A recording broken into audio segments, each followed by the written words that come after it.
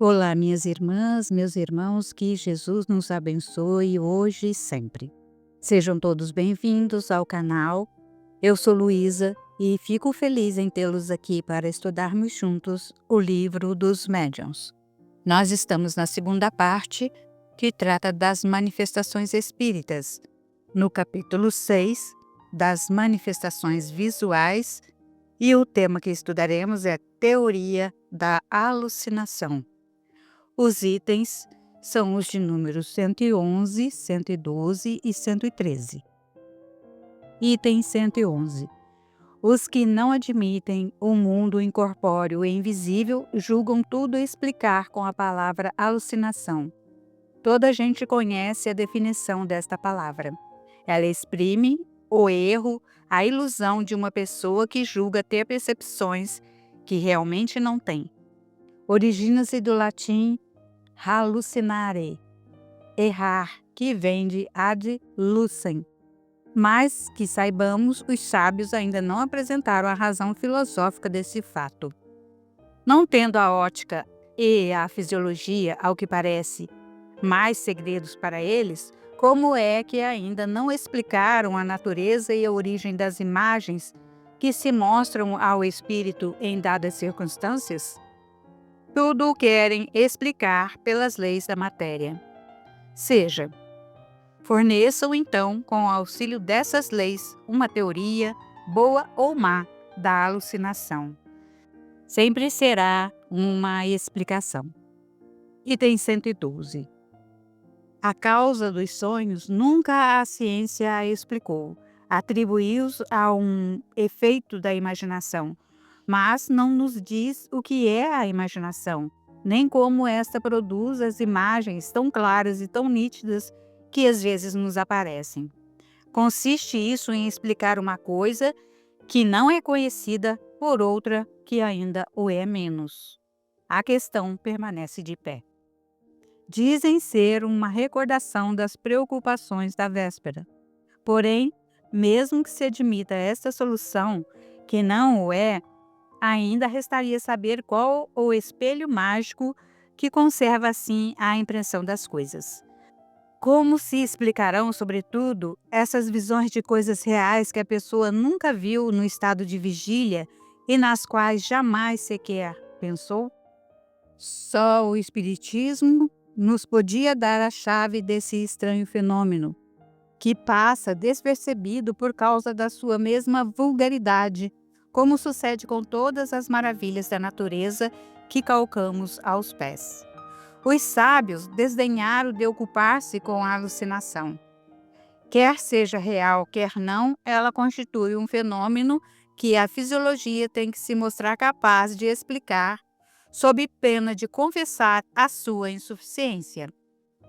Se um dia algum sábio se abalançar a dar desse fenômeno, não uma definição, entendamo-nos bem, mas uma explicação fisiológica, veremos se a sua teoria resolve todos os casos.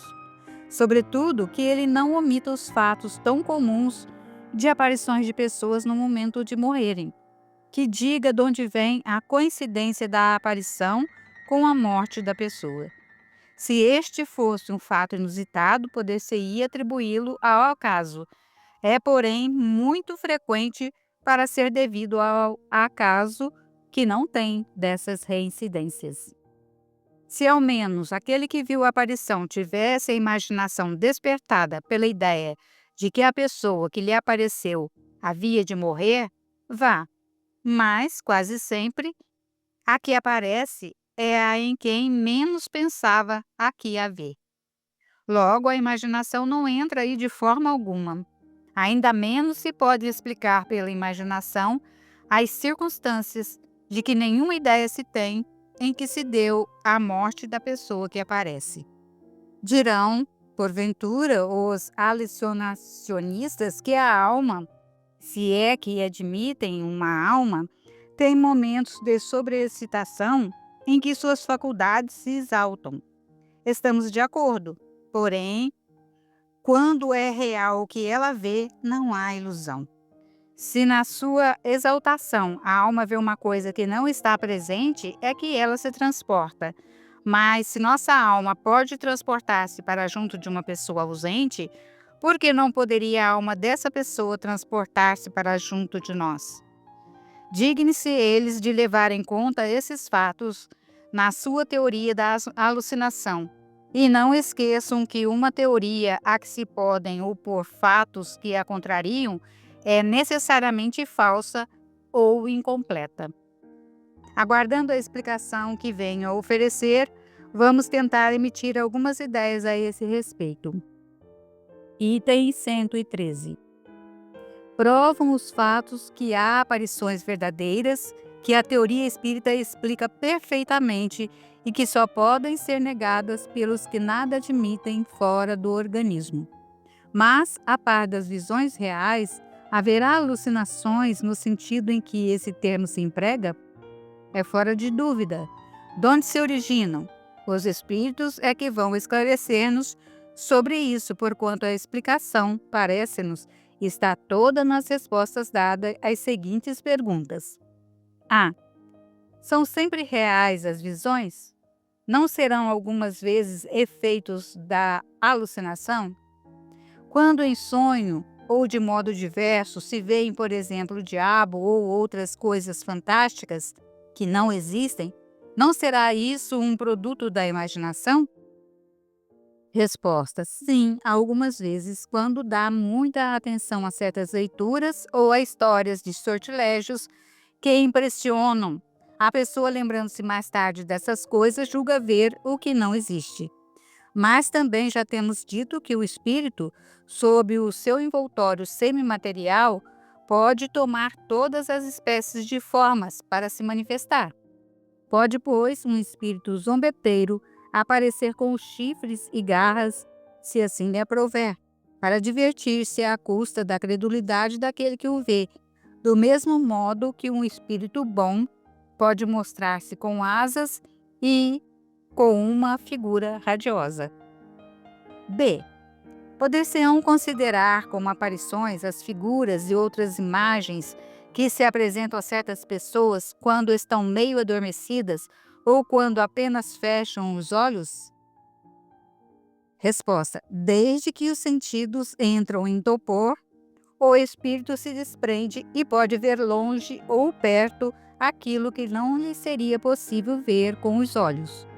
Muito frequentemente, tais imagens são visões, mas também podem ser efeito das impressões que a vista de certos objetos deixou no cérebro, que lhes conserva os vestígios como conserva os dos sons.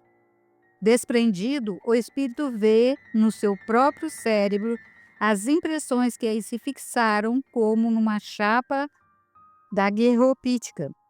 A variedade e o baralhamento das impressões formam os conjuntos estranhos e fugidios, que se apagam quase imediatamente, ainda que se façam os maiores esforços para retê-los. A uma causa idêntica se devem atribuir certas aparições fantásticas que nada têm de reais e que muitas vezes se produzem durante uma enfermidade. É corrente ser a memória o resultado das impressões que o cérebro conserva. Mas, por que singular fenômeno essas impressões tão variadas, tão múltiplas, não se confundem? Mistério impenetrável, porém não mais estranhável do que o das ondulações sonoras que se cruzam no ar e que, no entanto, se conservam distintas. Num cérebro são e bem organizado, essas impressões se revelam nítidas e precisas. No estado menos favorável, elas se apagam e confundem. Daí a perda da memória ou a confusão das ideias. Ainda menos extraordinário parecerá isso se admitir, como se admite em frenologia, uma destinação especial a cada parte e até a cada fibra do cérebro. Assim, pois, as imagens que através dos olhos vão ter ao cérebro, deixo aí uma impressão, em virtude da qual uma pessoa se lembra de um quadro como se o tivera diante de si. Nunca, porém, há nisso mais do que uma questão de memória. Ora, em certos estados de emancipação, a alma vê o que está no cérebro, onde torna a encontrar aquelas imagens, sobretudo as que mais os chocaram, segundo a natureza das preocupações ou as disposições de espírito. É assim que lá encontra de novo a impressão de cenas religiosas, diabólicas, dramáticas, mundanas, figuras de animais esquisitos, que ela viu noutra época em pinturas ou mesmo em narrações, porquanto também as narrativas deixam impressões. De sorte que a alma vê realmente, mas vê apenas uma imagem fotografada no cérebro. No estado normal, essas imagens são fugidias, efêmeras, porque todas as partes cerebrais funcionam livremente, ao passo que, no estado de moléstia, o cérebro sempre está mais ou menos enfraquecido. O equilíbrio entre todos os órgãos deixa de existir, conservando somente alguns a sua atividade, enquanto que outros se acham, de certa forma, paralisados.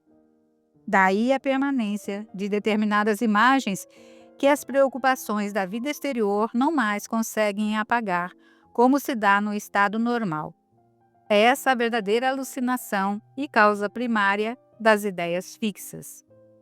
Conforme se vê, explicamos essa anomalia por meio de uma muito conhecida lei inteiramente fisiológica, a das impressões cerebrais.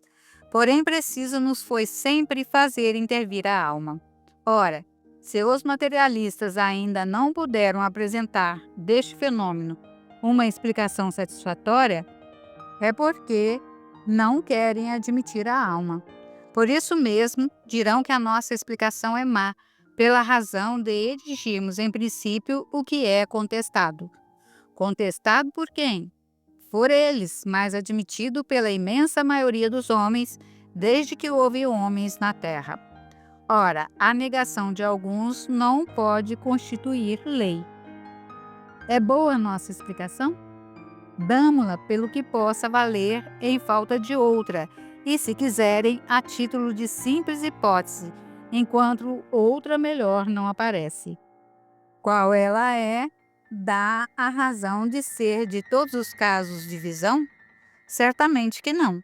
Contudo, desafiamos todos os fisiologistas a que apresentem uma que abranja todos os casos, porquanto nenhuma dão quando pronunciam as palavras sacramentais, sobre excitação e exaltação. Assim sendo, desde que todas as teorias da alucinação se mostram incapazes de explicar os fatos, é que alguma outra coisa há, que não a alucinação propriamente dita. Seria falsa a nossa teoria se a aplicássemos a todos os casos de visão, pois que alguns a contraditariam. É legítima ser restringida a alguns efeitos. O espírito Miramês, na obra Filosofia da Mediunidade, comenta sobre esses itens. Ele diz que é bom verificar todas as interpretações que o mundo farisaico dá aos fenômenos, bem assim o que dizem os negadores sistemáticos. Todos os sistemas de negação passaram sem deixar rastro de verdade, enquanto os fenômenos espirituais continuam a ocorrer em todas as nações do mundo. Os que estão interessados nas afirmações de que a vida continua além túmulo podem ter a certeza de que a reencarnação é uma verdade e que as comunicações dos espíritos desencarnados com os homens constituem lei universal. São bilhões de espíritos trabalhando neste aviso com o sentido de fazer crescer a esperança para a humanidade. Como dar ouvidos a um punhado de contraditores que estão procurando satisfação própria, permanecendo em estado de inércia espiritual? Já falamos a Lures muitas vezes que as leis se asseguram no binário. Sempre onde está um, está o outro. Uma forma negativa confirma a positiva. Se os sábios procuram realmente a verdade, não devem negar sem estudar, ou então sem parar de estudar, batendo na tecla até a nota sair. Talvez seja bem mais difícil provar como se processa a alucinação do que mesmo constatar a existência dos espíritos que estão em toda parte junto com os homens, em trabalho incessante, mesmo que por vezes alguns homens não saibam da existência deste comando. Quando a mediunidade se opera pelos sonhos, os contraditores dizem que é sonho, como se fosse sinônimo de ilusão, mas não explicam o que é o sonho.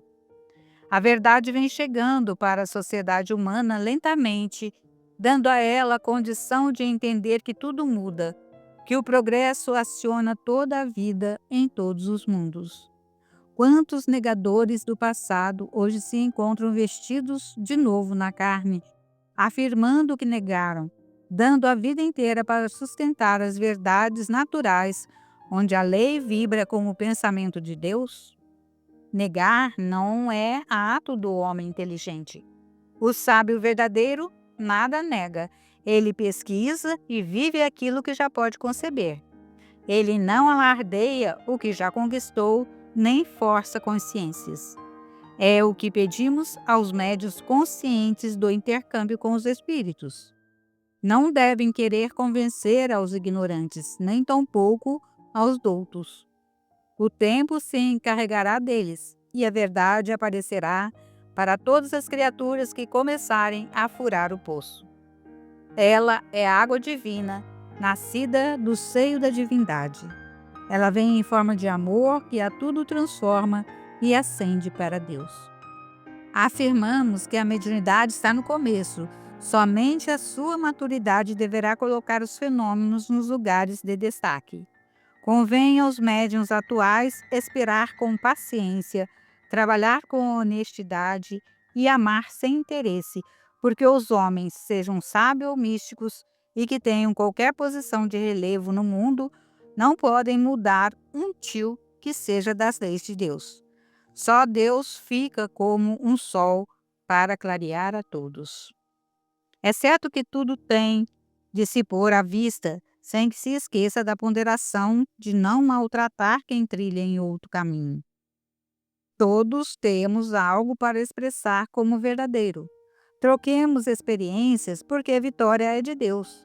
A beleza do Espiritismo é a sua maleabilidade diante de todos os fenômenos, assegurando, como disse o codificador, que somente interessa a verdade. O pensamento é força poderosa.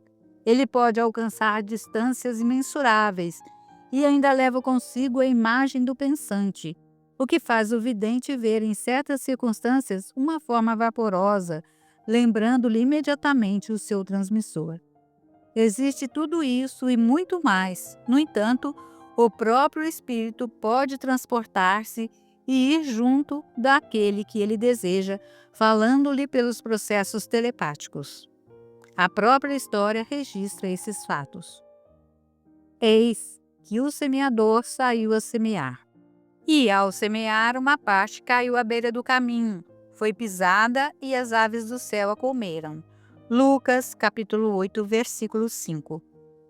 Centenas de aparições foram como sementes da verdade, mas muitas delas foram esquecidas, algumas vezes por conveniência e outras por imaturidade. Não obstante, a certeza de que nada se perde encoraja os trabalhadores. Avante, médiuns de todas as escalas, levai as vossas sementes da verdade, sem ostentação, que a vida vos retribuirá com a paz de consciência e a harmonia no coração.